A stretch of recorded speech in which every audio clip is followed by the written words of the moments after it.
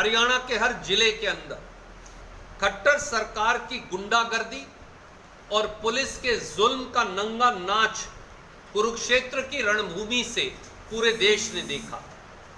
Rally पीपली मंडी में आप लोगों के नेतृत्व के अंदर करना चाहते थे, परंतु 24 घंटे में हजारों पुलिसकर्मी लगा मनोहर लाल खट्टर जी और दुष्यंत चौटाला ने किसानों और आड़तियों के नेताओं की जबरन धरपकड़ शुरू कर दी, घरों पर नोटिस लगा दिया।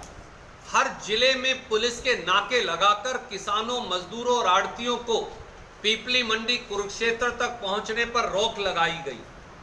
इसके बावजूद भी जब हजारों की संख्या में किसान और आड़ती और मजदूर भाई यहां आ गए तो पगड़ियां उछाली गई, पगड़ियां रोड़ी गई, लाठियों और डंडे बरसाए गए और बगैर वर्दी के भाजपा और जजप्पा के गुंडों तक ने किसानों और बुजुर्गों को लाठियों से पीटा। हमारे साथी हरबीर महल जिनकी फोटो सबने देखी कि किस प्रकार से उनके सर पर लाठियों से कातिलाना हमला किया गया और इनका पूरे कपड़े खून के अंदर लथपथ थे। ये भयानक मंजर भी देखा। वो भयानक मंजर भी देखा कि वो सारे बुजुर्ग जिनके साथ दुष्यंत चौटाला भाग भाग कर फोटो खिंचवाया करता था, भाजपा को पानी पी कर गालियां दिया करता था, उन बुजुर्गों की टांगे तक तोड़ दी गई जजप्पा यानी दुष्यंत चौटाला और मनोहर लाल खट्टर जी की पुलिस के द्वारा। खट्टर और दुष्यंत चौटाला की जोड़ी का नाम इतिहास में उन दो दुर्दांत शासकों के तौर पर लिखा जाएगा जिनका शासन किसान, आड़ती और मजदूर पर जुल्म और दमन की निशानी बन गया है। ये दुर्दांत शासक, ये दो दुर्दांत शासकों की जोड़ी, एक तरफ श्री मनोहर लाल खट्टर और दूसरी तरफ दुष्यंत चौटाला, इनको हरियाणा का किसान और आड़ती और मजदूर कभी माफ करने वाला नहीं। बुजुर्ग से बुजुर्ग लोगों को जिस बेरहमी से पीटा गया, जिस प्रकार सरदार गुरनाम सिंह चडूनी जो किसान यूनियन के अध्यक्ष हैं, उनके सहित पूरे प्रदेश के अंदर किसान यूनियन के नेताओं को जेलों में ठूसा गया, जिस प्रकार से मंडी के आड़तियों को मंडी के अंदर गिरफ्तार कर लिया गया, जिस प्रकार से पूरी की पूरी पीपली मंडी को नोटिस देकर बंद कर दिया गया, लाडवा मंडी को बंद कर दिया गया, ऐसा कोई उदाहरण पिछले 73 साल में हरियाणा में नहीं है। खट्टर साहब, दुष्यंत चौटाला जी, आपने हरियाणा के किसान की अस्मत को, उसके स्वाभिमान को, व्यापारी और आड़ती और मजदूर के स्वाभिमान को चुनौती दी है। ये सुनिश्चित करेंगे कि दुष्यंत चौटाला और खट्टर जी की दुर्दांत जोड़ी की ये सरकार जब तक ये अध्यादेश वापस नहीं लेंगे, इस जोड़ी को, किसान, आड़ती और मजदूर की जोड़ी पर घुटने टिकाकर झुकना पड़ेगा। और अगर ऐसा नहीं किया तो इस सरकार की उल्टी गिनती और इस सरकार के कफन में आखिरी कील ऐसे नौजवानों का खून की एक एक बूंद साबित होगी। कुरुक्षेत्र की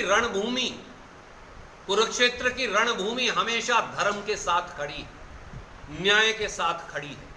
कुरुक्षेत्र की रणभूमि में हमेशा न्याय और धर्म का बास रहा है। एक बार फिर कौरवों की इस भारतीय जनता पार्टी और जजप्पा की फौज को हरियाणा के किसान, आड़तियों और मजदूरों के गठजोड़ के पांडव जो हैं, ये हराकर दिखाएंगे, ऐसा हमें विश्वास है।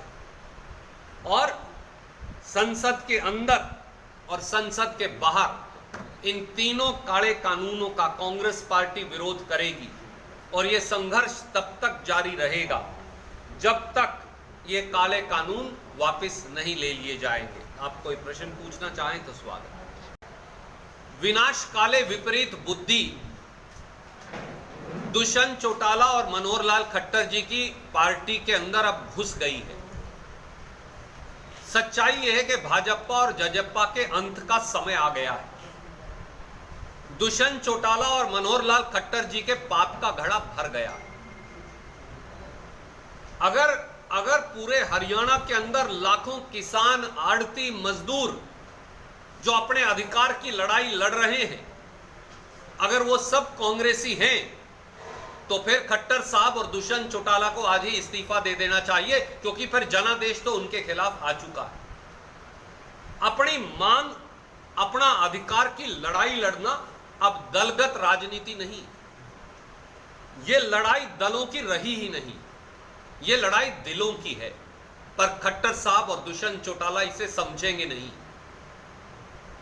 ये लड़ाई दलों की नहीं, पार्टियों की नहीं, ये लड़ाई स्वाभिमान और रोटी और रोजी और रोजगार की है। क्योंकि मोदी और खट्टर सरकारें, मनोहर लाल खट्टर जी और दुष्यंत चौटाला हरियाणा के किसान, हरियाणा के आड़ती, हरियाणा के मजदूर की रोजी रोटी और रोजगार छीनना चाहते हैं। इसका जवाब उनको अवश्य मिलेगा। आज इसी मुद्दे को लेकर हुड्डा जी भी, शैलजा भी आ रहे हैं जी, तो आप तीनों एक ही हम तीनों इकट्ठे हैं। मैं फिर दोहराना चाहता हूं, एक सूत्र में है और एक लाइन में कांग्रेस पार्टी के झंडे के नीचे खड़े। आदरणीय हुड्डा साहब हमारे बुजुर्ग हैं, वो विपक्ष के नेता हैं। कुमारी शैलजा जी बहुत आदरणीय हैं, वो प्रदेश कांग्रेस कमेटी की अध्यक्षा हैं। मैं इस धरती का बेटा हूं, ये मेरी कर्म भूमि है। मेरी कर्म भूमि में एक एक किसान के घर जाकर उनकी संभाल लेना स्वाभाविक है। हम हुड्डा जी का भी और कुमारी शैलजा जी का भी कुरुक्षेत्र की रणभूमि पर स्वागत करते हैं। वो हमारी मेर में आ रहे हैं, वो हमारे समर्थन में आ रहे हैं। प्रदेश कांग्रेस कमेटी की अध्यक्षा जी का कल भी यहां आने का कार्यक्रम था। कल वो इस पूरे बवाल की वजह से उन्होंने न आकर आज आना उचित समझा। वो किसान के, मजदूर के, आड़ती के आंसू पोंछने के लिए आ रही हैं और पार्टी की मुखिया के तौर पर आ रही हैं। उनका स्वागत है कुरुक्षेत्र की भूमि में। मेरा सवाल ये है सर कि हम ऑर्डिनेंस की बात कर रहे हैं और उस पर बात होनी चाहिए। जो घटना दुर्घटना घटी है वो अलग है।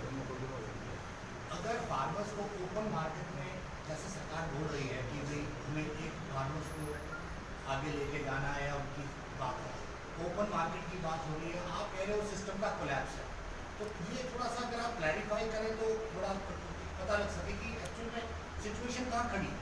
आपको सवाल के लिए साधुवाद, आपने बड़ा सार्थक प्रश्न पूछा। मोदी जी सत्ता में क्या कहकर आए थे, मैं फिर याद दिलाऊंगा आज। C2 प्लस 50% MSP होगा, यानी C2, क्योंकि हम खड़ी बोली में नहीं समझ पाते, आप जानते हैं, पर मैं आपके दर्शकों के लिए कहना चाहूंगा और पाठकों के लिए।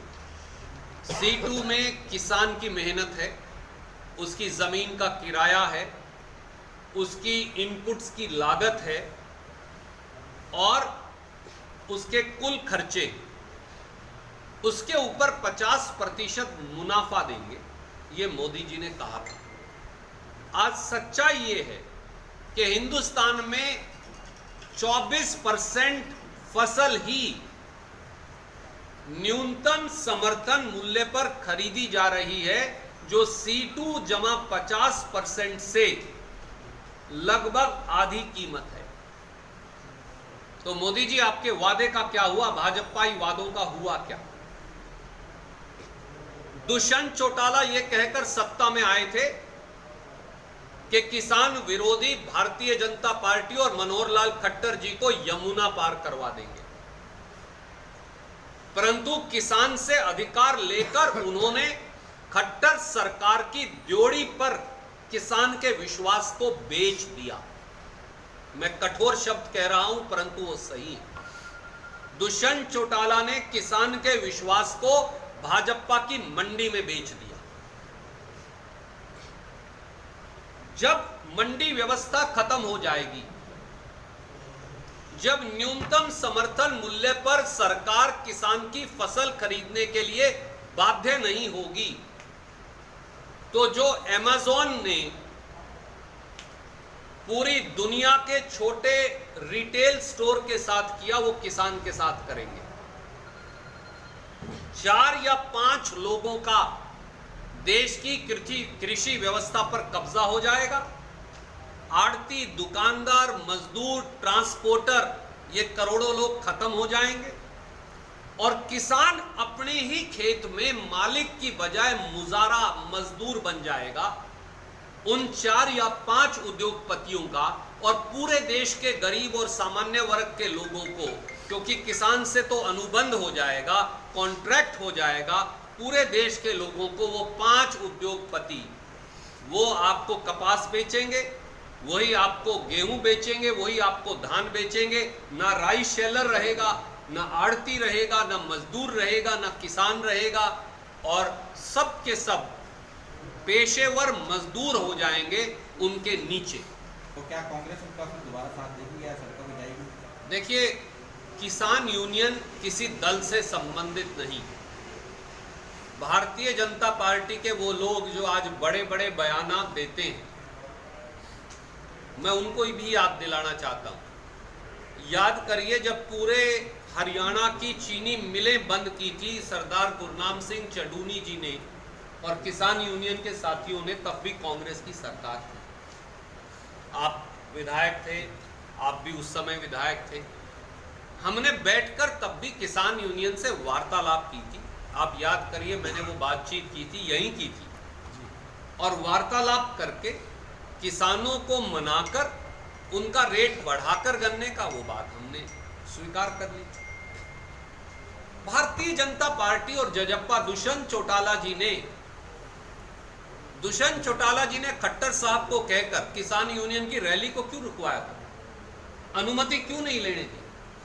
किसान के अधिकारों को भाजपा की मंडी में दुष्यंत चौटाला ने क्यों बेच दिया था? अगर किसान यूनियन कोई आवाज उठा रही है तो उन्हें अपनी बात उठाने का अधिकार है।